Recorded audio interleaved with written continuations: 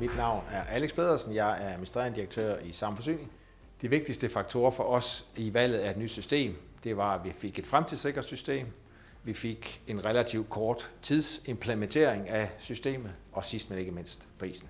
Jeg hedder Marianne Hyltoft Thomsen, og jeg har været projektleder på fjernaflæsningsprojektet. Min rolle har været at koordinere alle de forskellige artede opgaver, der har været i forbindelse med det samlede projekt. De vigtigste milepæle har været at komme i mål med, hvad det var, vi gerne ville med det her. Så har det jo været en mundfuld at få skiftet alle målerne, fordi der er så mange forskellige aktører med i opgaven, både her i huset, men også eksternt, og så har det jo involveret alle vores kunder. Selvfølgelig har vi haft udfordringer undervejs, men ved at kunne se fordelen i det her projekt, ved det store engagement, der har været, der synes jeg, det er blevet løst rigtig godt. For eksempel vores erhvervsvirksomheder, der har valgt at tage godt imod det, og nu får data direkte for os omkring deres vandforbrug. Så har vi, de mere almindelige kunder.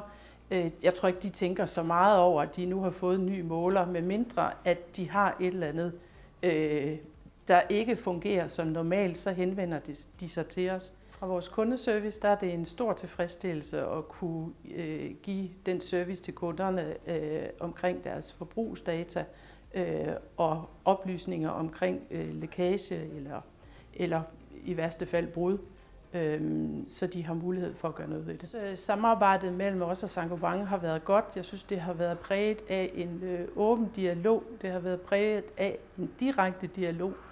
Det vil sige, at alle de involverede parter har kunnet tale sammen.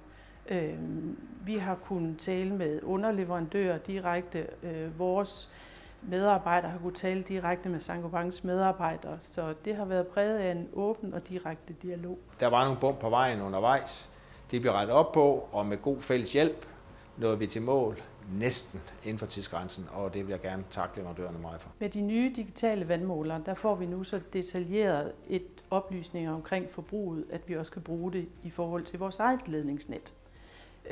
Vi får mulighed for over en kortere tidsperiode at måle, hvor meget forbrugerne bruger, og hvor meget vand vi sender ud. Og det kan vi bruge til at kigge på, om vi eventuelt skulle have et lækagetab på vores eget ledningsnet. Og det betyder jo, at de giver meget mindre spild af vores kostbare drikkevand. Summa summarum, bedre kundeservice, bedre styring af ledningsnettet for os, og i den sidste ende bedre for økonomien og miljøet.